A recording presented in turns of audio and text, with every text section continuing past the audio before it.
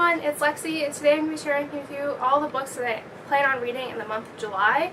I'm actually going on vacation at the end of July, so hopefully I'll be able to get more reading time for like traveling and all that.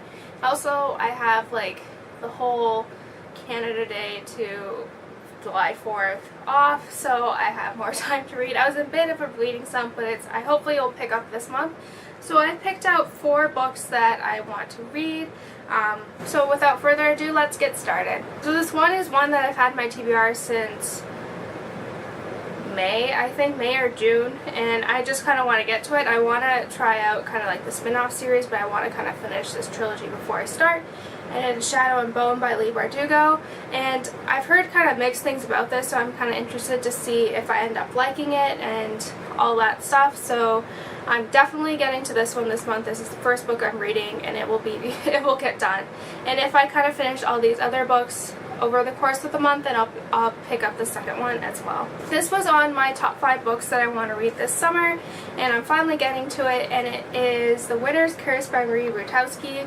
And I've heard very great things about this. It's a kind of a fantasy novel, but instead of like the main protagonist being like a warrior and all that, she uses kind of her intelligence and her kind of political ideology to kind of get through everything, and I think that's really interesting. I've heard really great things about this series, or this trilogy, and I'm super excited to kind of get into this world. Next, I also want to read Jojo Moyes After You, and I read Me Before You for the second time last month, and I read it last summer as well, and I haven't really heard anyone talk about After You, so I'm interested to see how this kind of all plays, and I really love the character of Lou and just kind of how everything that happened in Me Before You kind of affected her and kind of changed her, so I'm interested to see kind of how she moved on from those events. And next, this one I think is just really interesting, and it's Sex at Dawn, How We Mate, Why We Stray, and What It Means for Modern Relationships by Christopher Ryan and Casildia Jetha, I think that's how I pronounce it.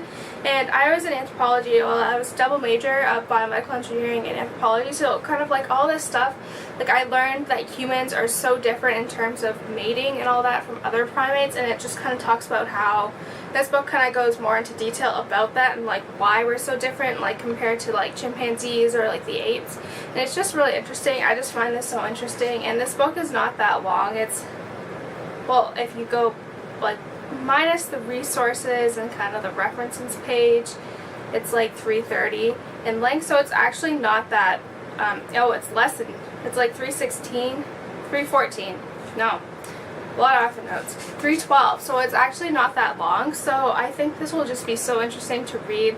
I have another one that I got called Sapiens that talks about the history of how humans evolved and like the way that they did, but I really wanted to read this one. It's definitely shorter, and that book is the Sapiens book. It's surprisingly very heavy, so I didn't want to be bringing that around if I was going to be traveling. So yeah. So that's it, guys. I hope you enjoyed this video. Let me know in the comments below what you think about these books, or what books, if you've read them, what you thought, and if there's any that you think I should check out. So yeah, don't forget to give this video a thumbs up, and I'll see you next time. Bye, guys.